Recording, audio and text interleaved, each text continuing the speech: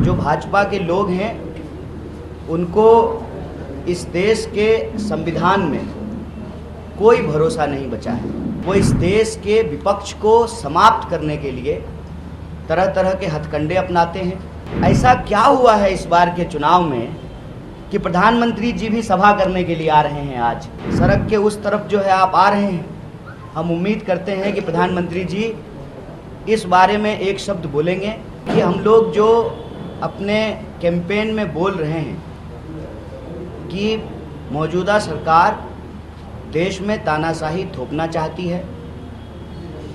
जो भाजपा के लोग हैं उनको इस देश के संविधान में कोई भरोसा नहीं बचा है। इसीलिए वो इस देश के विपक्ष को समाप्त करने के लिए तरह तरह के हथकंडे अपनाते हैं। वो पहले बदनाम करते हैं, फिर डराते हैं और फिर खरीदने का प्रयास करते हैं। आप सब ने देखा कि सूरत में क्या हुआ, खजुराहो में क्या हुआ, इंदौर में क्या हुआ। वो उत्तर पूर्वी दिल्ली में भी यही करना चाहते हैं। लेकिन उत्तर पूर्वी दिल्ली की जनता जिस तरीके से इंडिया अलायंस को, कांग्रेस पार्टी को, आम आदमी पार्टी को और हमारे सभी घटक दल के जो कार्यकर्ता हैं, नेता हैं, जो जन समर्थन मिल रहा है, यह घबराहट साफ साफ दिख रही है। 2 बार से बीजेपी के सांसद हैं यहाँ पर।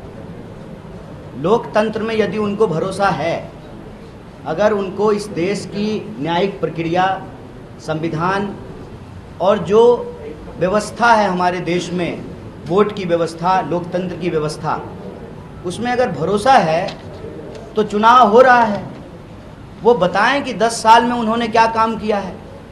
लेकिन अपना काम बताने की बजाय जब से कांग्रेस पार्टी की ओर से मुझे इंडिया अलायंस का प्रत्याशी बनाया गया है उत्तर पूर्वी दिल्ली से, लगातार झूठ बोल रहे हैं, डॉक्टर नकली वीडियो घुमा रहे हैं और आम लोगों को भड़काने का प्रयास कर रहे हैं। जब आम लोग इनकी बातों में नहीं आए, आम लोगों ने हर गली में इनसे यही पूछा कि सड़कें क्यों नहीं बन रही, जाम की समस्या क्यों नहीं समाप्त हो रही, क्यों यहाँ पर लॉ एंड ऑर्डर का, कानून व्यवस्था का एक गंभीर समस्या है और 10 साल में आप दिखाई क्यों नहीं दिए, हमारे सुख दुख में क्यों नहीं आए।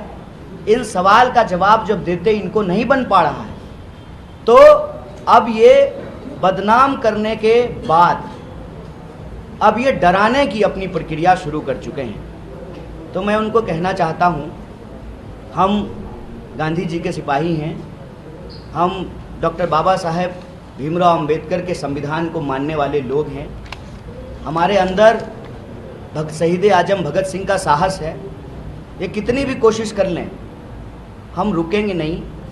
हम उत्तर पूर्वी दिल्ली की जनता के सवाल उठाते रहेंगे और हमारा सवाल उठाने का असर देखिए।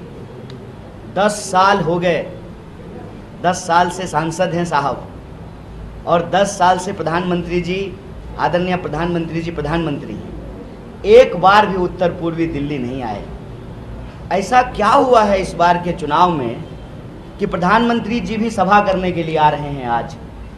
और जहां प्रधानमंत्री जी सभा करने के लिए आ रहे हैं, आदरणीय प्रधानमंत्री जी, आप कहते हैं बेटी बचाओ बेटी पढ़ाओ।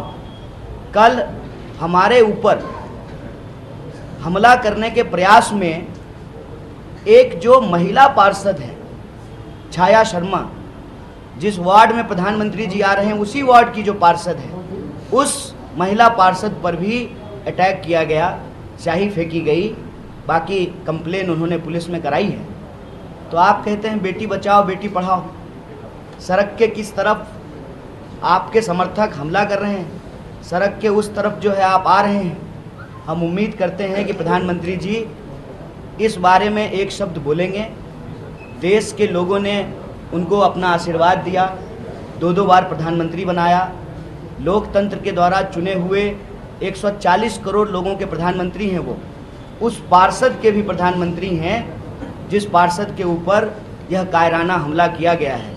मुझे उम्मीद है, मैं आशा करता हूँ कि प्रधानमंत्री जी मंच से इसकी आलोचना करेंगे, इसकी निंदा करेंगे और अपने दोस्त जय शाह जी को, सॉरी माफ़ कीजिएगा, अमित शाह जी को, क्या कीजिएगा आजकल बेटा का नाम ही याद रहता है, अमित शाह जी को कहेंगे, गृह मंत्री हैं वो, कि पुलिस जो है इस पर कार्रवाई करेगी और इस इलाके में जो गुंडागर्दी फैलाने की कोशिश की जा रही है, जो आपराधिक माहौल पैदा करने की कोशिश की जा रही है, उस पर कानून जो है न्यायपूर्ण तरीके से कार्रवाई करेगी, निष्पक्ष तरीके से कार्रवाई करेगी।